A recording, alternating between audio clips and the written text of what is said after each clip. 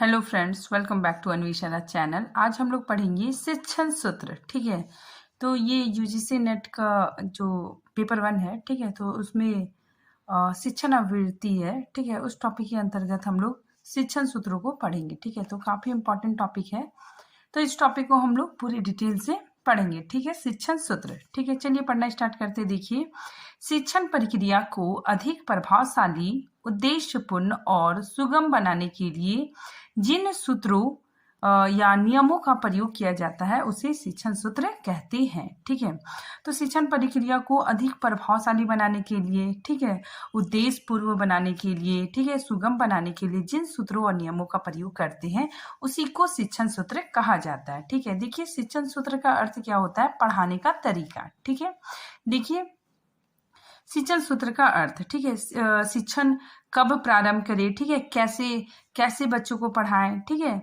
बच्चों का ध्यान कैसे आकर्षित करें, शिक्षण सामग्री का प्रयोग कब और कैसे करें आदि कठिनाइयों का समाधान करने के लिए, ठीक है, इन कठिनाइयों का समाधान करने के लिए मनोवैज्ञानिक व शिक्षा शास्त्रियों ने अपने अनुभवों व विचारों को सूत्र के रूप में प्रस्तुत किया। ठीक है, तो इन्होंने क्या किया?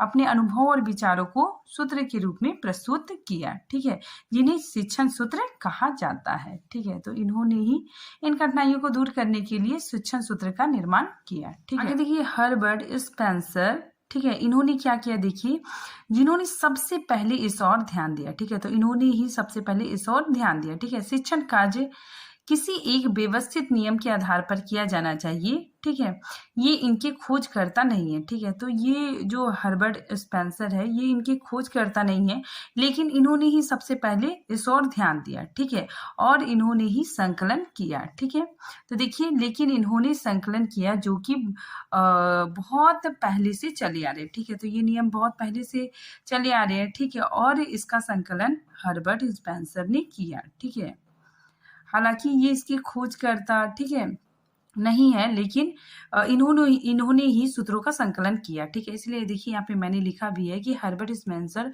को सूत्रों का संकलनकर्ता कहा जाता है। आगे देखिए, रेमंड के अनुसार शिक्षण सूत्र पथ प्रदर्शन करते हैं। ठीक है, तो इनका कहना है जो शिक्षण सूत्र है, ठीक है, वो पथ प्रदर्शन करता है। ठीक है, जिसमें सिद्धांत से व्यवहार में सहायता के लिए अपेक्षा की जाती है। ठीक है, अब देखिए हम लोग शिक्षण के विभिन्न सूत्रों को पढ़ेंगे। ठीक है, सबसे पहले देखिए नंबर 1 में सरल से जटिल की ओर। ठीक है, जटिल मतलब कठिन। ठीक है, तो सरल से जटिल की ओर, इसमें क्या कहा गया? देखिए, इस सूत्र से तात्पर्य है कि छात्रों को पहले सरल, ठीक है, छात्रों को पहले सरल चीज बताई जाए। ठीक है, बहुत मतलब जो छात्रों के लिए इजी हो। ठीक है, तो छात्रों को पहले सरल और बाद में कठिन बातों की जानकारी दी जानी चाहिए। ठीक है, देखिए सबसे पहले सरल चीजों को पढ़ाना चाहिए। ठीक है, तो इस सूत्र में सबसे पहले सरल चीजों को पढ़ाना चाहिए। ठीक है, उसके बाद फिर कठिन चीजों को पढ़ाना चाहिए। ठीक है, सबसे पहले हम लोग सरल का ज्ञान देंगे, फिर कठिन का ज्ञान देंगे। ठीक है, फिर आगे देखिए, जिससे विषय में उनकी रुचि और ध्यान लगा रहे। ठीक है, तो जिसके कारण बच्चों में रुचि और उनका ध्यान लगा रहे। ठीक है, जैसे देखिए यहाँ पे देखिए, जब हम लोग छोटी कक्षाओं में थे, ठीक है, तो हम लोग को सबसे पहले काउंटिंग सिखाया गया। ठीक है, उसके बाद फिर प्लस माइनस सिखलाया गया। ठीक है, जोड़ घटा सिखलाया गया। ठीक है, अचानक से ही साइन थीटा, कॉस थीटा, ये सब चीजें नहीं सिखाई गई। ठीक है, तो इस शिक्षण सूत्र में यही बताया जा रहा है कि सरल से कठिन की ओर बच्चों को समझाना चाहिए। ठीक है, जिससे बच्चों में क्या बनी रहे? रुचि और उसका ध्यान लगा रहे। ठीक है, यह सूत्र बाल विकास पर निर्भर है। ठीक है, क्योंकि जैसे जैसे छात्र का मानसिक विकास होता जाता है वैसे वैसे वह कठिन विषय वस्तु को समझता जाता है। ठीक है, जैसे जैसे बच्चा बड़ा होता जाता है, ठीक है, उसी के अकॉर्डिंग उसका मानसिक विकास भी होता जाता है। ठीक है, और वो कठिन विषयों को समझता जाता है। उदाहरण के लिए देखिए कि सबसे पहले हम लोग को गिनती सिखाया गया। ठीक है, 1 से 100 तक। ठीक है, उसके बाद फिर साधारण जोड़ घटाव सिखलाया गया। ठीक है, नेक्स्ट शिक्षण सूत्र देखिए, ज्ञात से अज्ञात की ओर। ठीक है, इसमें देखिए, इस सूत्र में बालक को पूर्व ज्ञान के आधार मानकर नए ज्ञान की नींव रखी जाती है। ठीक है, तो इस शिक्षण सूत्र में क्या होता है कि बालक को पहले उसका जो पूर्व ज्ञान है, ठीक है, पहले से वो जानता है, ठीक है, उसी को आधार बनाकर नवीन ज्ञान दिया जाता है। ठीक है, देखिए इस सूत्र के अनुसार शिक्षक छात्रों के पूर्व ज्ञान को जांच कर, ठीक है, मतलब पूर्व ज्ञान अगर शिक्षक जांच लेता है, ठीक है, फिर उसी के आधार पर नया ज्ञान प्रदान करता है, ठीक है। अर्थात छात्रों को पहले वह जानकारी दी जाती है जो पहले पूर्व ज्ञान पे आधारित है, ठीक है, मतलब छात्रों को जो जानकारी उसके पास है, ठीक है, फिर उसी के आधार पर उसको नई जानकारी दी जाती है, ठीक है, जो उसे जानता है, ठीक है। देखिए इसके यहाँ पे देखिए एग्जाम्पल से अच्छे से समझ में आ जाएगा, ठीक है। नोन टू अननोन, ठीक है। देखिए फूड, अगर हम फूड बोलेंगे तो बच्चे लोग जानते हैं, ठीक है, कि फूड क्या होता है, क्योंकि वो लोग रोज खाते हैं, ठीक है, तो बच्चे फूड मतलब जानते हैं, ठीक है।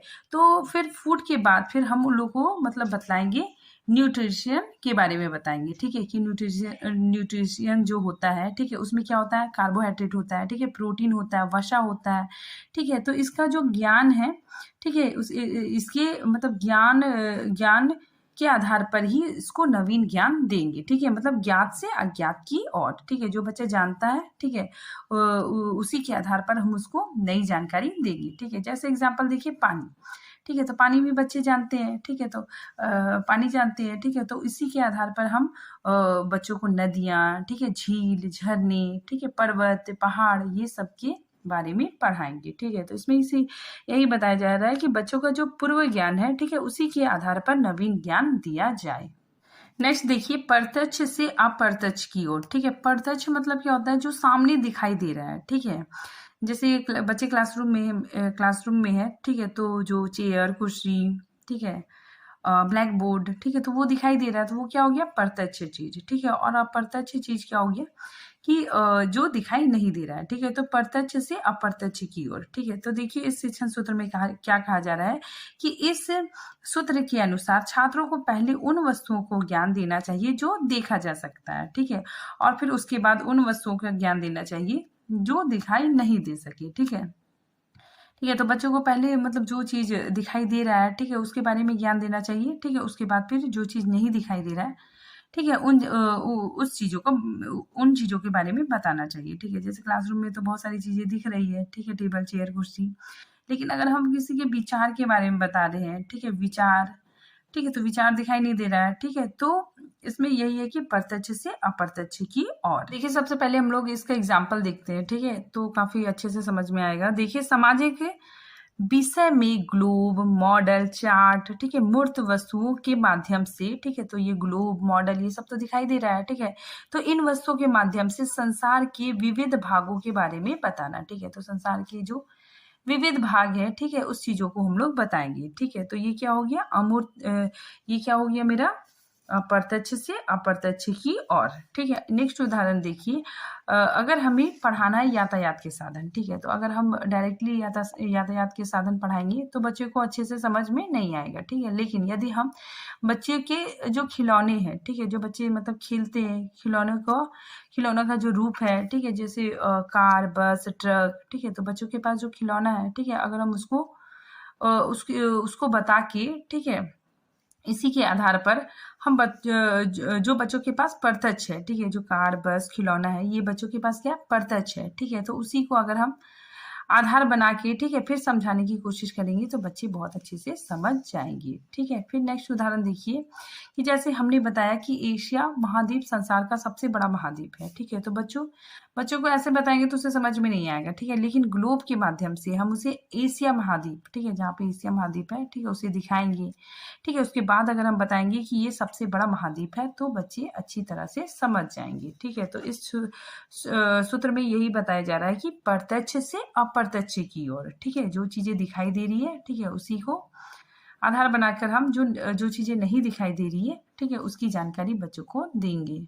नेक्स्ट देखिए पूर्ण से अंश की ओर, ठीक है। देखिए इस शिक्षण सूत्र में क्या होता है, इस सूत्र का आधार गैस्टॉलवाद है, ठीक है, ये भी काफी इंपॉर्टेंट है, आप लोग याद रखिएगा, ठीक है। आगे देखिए इसके अनुसार छात्रों को किसी तथ्य या विषय के संपूर्ण ज्ञान कराने के बाद, ठीक है, मतलब कोई भी जो टॉपिक है उसका हम पहले क्या करेंगे, संपूर्ण ज्ञान करवाएंगे, ठीक है, पूरा होल, ठीक है, तो संपूर्ण ज्ञान कराने के बाद उसके छोटे छोटे भाग, ठीक है, छोटे छोटे जो अंश है, छोटे छोटे भाग की जानकारी देंगे, ठीक है।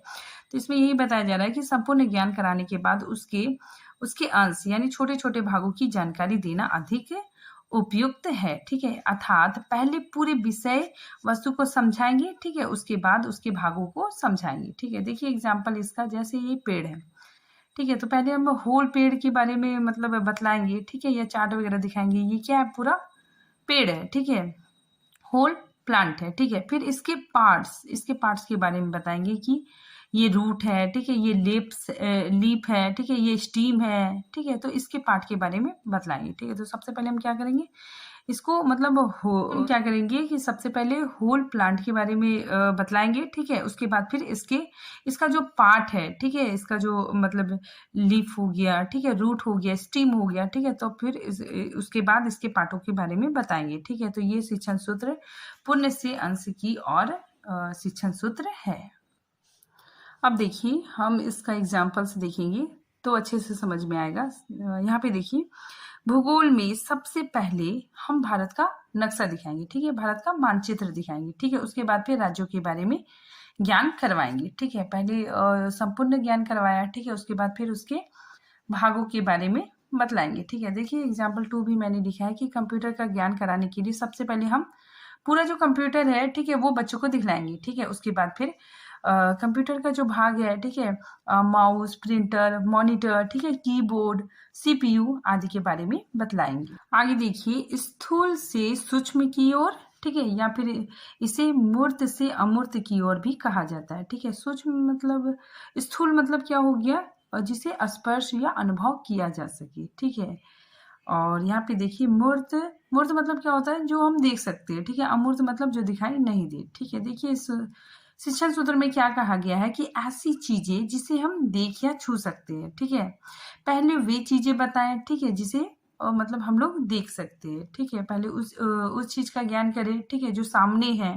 ठीक है, और फिर उसके बाद हम वे चीजें बताएं जो बच्चे देख या छू नहीं सकते। ठीक है, देखिए इसके उदाहरण, जैसे देखिए भूगोल में नदी, पर्वत, ठीक है, समुद्र, झील, तालाब आदि का अगर हम ज्ञान करवाना चाहते हैं, ठीक है, तो ज्ञान करवाने के लिए हमें क्या करना पड़ेगा, बच्चों को भ्रमण कराना पड़ेगा। ठीक है, ताकि बच्चे मतलब पर्वत पहाड़ देख ले। ठीक है, या फिर हम उसे मॉडल चित्र में दिखा सकते हैं बच्चों को कि ये देखिए यहाँ पे नदी है, ठीक है, यहाँ पे समुद्र है।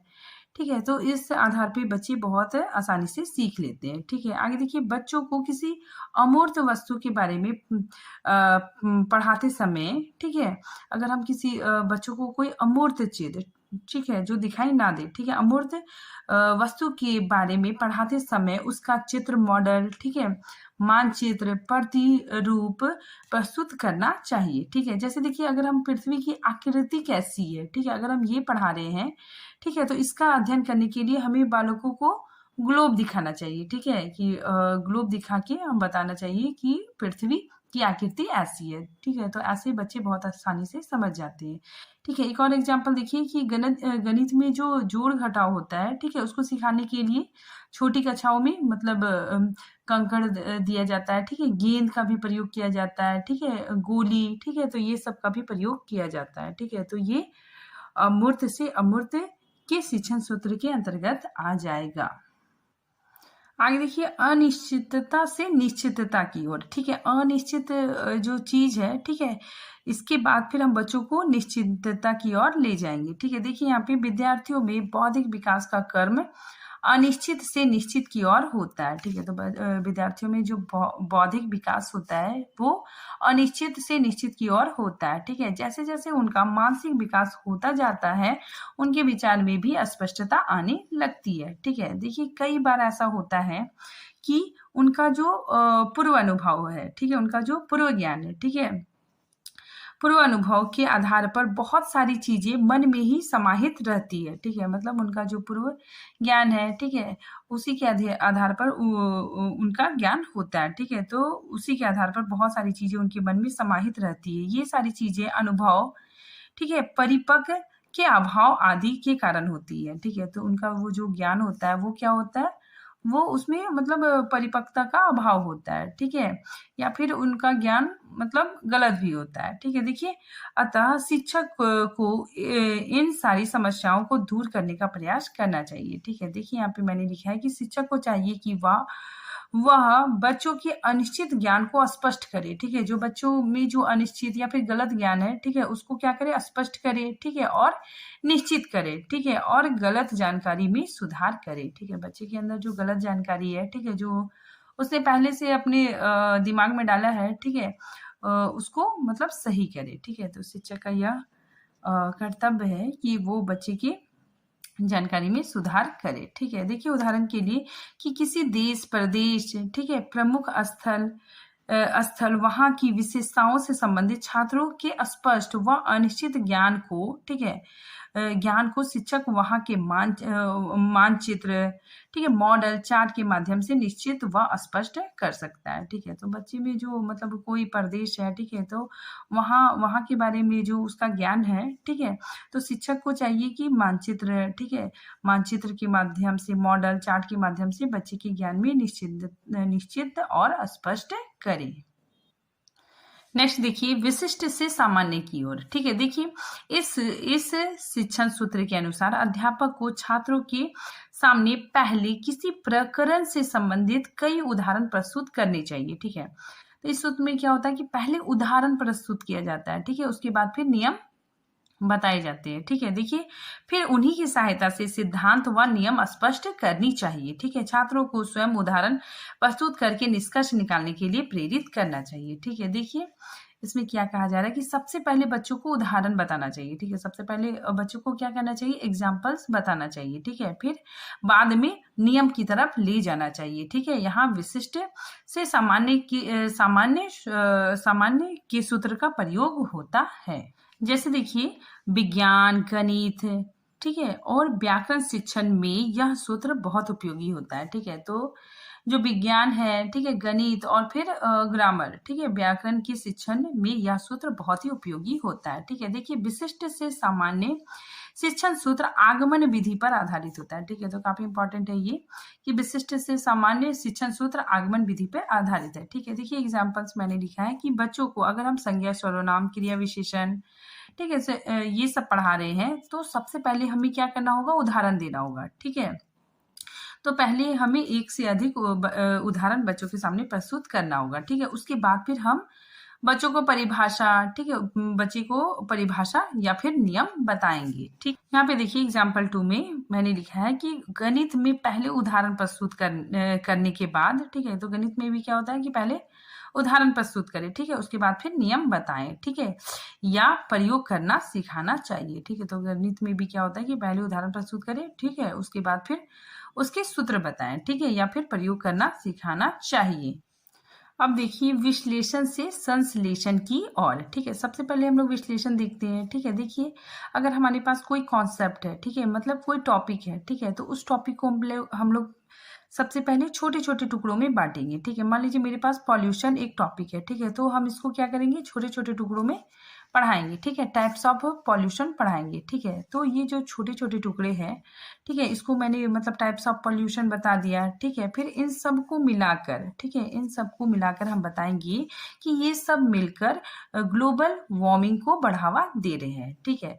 तो ये जो मैंने छोटा छोटा जो टुकड़े किए हैं, ठीक है, छोटे छोटे भाग में जिसको पढ़ाया है, ठीक है, फिर इन सबको मिला के हम बताएंगे कि इसी के कारण ग्लोबल वार्मिंग होता है, ठीक है? तो इन सबको जोड़कर कंक्लूजन निकालते हैं, ठीक है? तो इसमें यही बताया जा रहा है कि विश्लेषण से संश्लेषण में क्या करते हैं, जो कोई भी टॉपिक है उसको पहले छोटे छोटे टुकड़ों में बांटते हैं, ठीक है, उसको मिलाकर, ठीक है, एक कंक्लूजन बतलाते हैं, ठीक है, कि इसी के कारण ग्लोबल वार्मिंग होता है, ठीक है? तो ये सूत्र विश्लेषण से संश्लेषण की ओर है।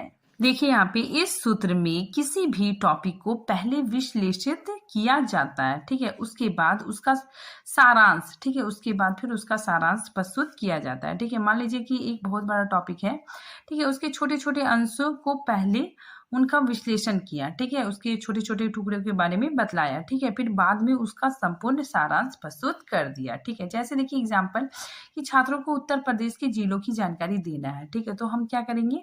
उत्तर प्रदेश में स्थिति व विशेषता की जानकारी कराएंगे, ठीक है? तो उत्तर प्रदेश की जो विशेषताएं हैं, ठीक है, जो स्थिति व विशेषता है, ठीक है, उसकी जानकारी करवाएंगे, ठीक है? उसके बाद फिर फिर अंत में, ठीक है, उसके बाद फिर अंत में सभी को पुनः सम्मिलित करते हुए उत्तर प्रदेश की जानकारी देंगे। ठीक है, तो अंत में हम क्या करेंगे कि सभी को पुनः सम्मिलित करते हुए उत्तर प्रदेश की जानकारी देंगे। अब देखिए मनोवैज्ञानिकता से तर्क की ओर। ठीक है, इसमें देखिए इसमें क्या बताया जा रहा है कि इसके अनुसार बालक की शिक्षा को उनकी रुचि, योग्यता आदि को ध्यान में रखकर प्रदान करनी चाहिए। ठीक है, जैसे जैसे इसका विकास होता जाता है, ठीक है, जैसे जैसे बालक का विकास होता जाता है वैसे वैसे उसे तर्क की ओर ले जाना चाहिए। ठीक है, तो जैसे जैसे बालकों का विकास होते जाता है वैसे वैसे उसे तर्क की ओर ले जाना चाहिए। ठीक है, अर्थात क्रमबद्ध की ओर ले जानी चाहिए। ठीक है, देखिए इसका एग्जाम्पल हम लोग देखते हैं कि बच्चों के व्यवहार, ठीक है, जो बच्चा का जो एक्टिविटी है, ठीक है, उसका पहले शिक्षक क्या करेगा, अध्ययन करेगा। ठीक है, उसके बाद उसे लॉजिकल ज्ञान देगा। आगे देखिए बच्चे अलग अलग होते हैं। ठीक है, सारे बच्चे एक नहीं होते। ठीक है, सब बच्चे मतलब अलग अलग होते हैं। ठीक है, किसी को खेल पसंद आता है, ठीक है, किसी को संगीत अच्छा लगता है, ठीक है, किसी को नृत्य अच्छा लगता है, तो कोई खोजी प्रवृत्ति का बालक होता है। ठीक है, इस प्रकार बच्चों के व्यवहार का अध्ययन करने के बाद, ठीक है, उसी से रिलेटेड लॉजिक ज्ञान उसे देना चाहिए। ठीक है, अगर बच्चा खेल को ज्यादा पसंद करता है तो उसे खेल से रिलेटेड करते हुए उसे सिखलाना चाहिए। ठीक है, मतलब खेल से जोड़ते हुए बच्चे को सिखलाना चाहिए। ठीक, यहाँ पे देखिए पहले बच्चों की पसंद, ठीक है, रुचि, मानसिक स्तर के अनुसार शिक्षा दे। ठीक है, और बाद में उसे तर्क से समझाएं। ठीक है, इसे कहते हैं मनोवैज्ञानिक से तर्क संगत की और शिक्षा सूत्र। ठीक है, तो बच्चों की जो पसंद है, ठीक है, रुचि है, ठीक है, मानसिक स्तर के अनुसार उसे शिक्षा दे। ठीक है, बाद में उसे तर्क की ओर ले जाकर समझाएं। ठीक है, तो इसी को मनोवैज्ञानिक से तर्क संगत की ओर शिक्षा सूत्र कहते हैं। आगे देखिए प्राकृतिक के अनुसार शिक्षण। ठीक है, छात्रों को शिक्षा उसकी प्राकृतिक को ध्यान में रखकर दी जानी चाहिए। ठीक है, जहां तक संभव हो शिक्षा प्राकृतिक वातावरण में होनी चाहिए। ठीक है, तो जहां तक संभव हो शिक्षा प्राकृतिक वातावरण में होनी चाहिए। ठीक है, देखिए यह सिद्धांत भाषाई शिक्षा प्रदान करने की दृष्टि से और अधिक अनुकरणीय है। ठीक है, तो यह सिद्धांत भाषाई शिक्षा प्रदान करने की दृष्टि से और अधिक अनुकरणीय है। ठीक है, नेक्स्ट आगे देखिए इंद्रियों का प्रशिक्षण। ठीक है, देखिए इस सिद्धांत के मुख्य प्रतिपादक मॉन्टेसरी और फ्रोबेल है। ठीक है, इस सिद्धांत द्वारा यह स्पष्ट होता है कि आंख, कान, नाक, जिह्वा और त्वचा, ठीक है, ये क्या है, सेंस ऑर्गन्स है। ठीक है, और त्वचा ये हमारी पंच इंद्रियां हैं। ठीक है, जिन्हें ज्ञान के प्रवेश का मार्ग भी बताया गया है। ठीक है, जिसे क्या कहा गया है, डोर ऑफ नॉलेज। ठीक है, ये हमारी जो सेंस ऑर्गन्स है इसे डोर ऑफ नॉलेज कहा गया है। ठीक है, देखिए शिक्षण अधिगम प्रक्रिया में इनमें से सभी इंद्रियों का अधिकतम उपयोग करना चाहिए। ठीक है, तो शिक्षण अधिगम में इन सब इंद्रियों का अधिकतम उपयोग करना चाहिए। ठीक है, इसी उद्देश्य को ध्यान में रखते हुए श्रव्य, ठीक है, सुनना, श्रव्य एवं दृश्य, ठीक है, श्रव्य एवं दृश्य, ठीक है, उपकरणों का उपयोग किया जाता है। ठीक है, तो आज ये टॉपिक यहीं पे खत्म होता है। मिलते हैं नए टॉपिक के साथ, तब तक के लिए थैंक यू।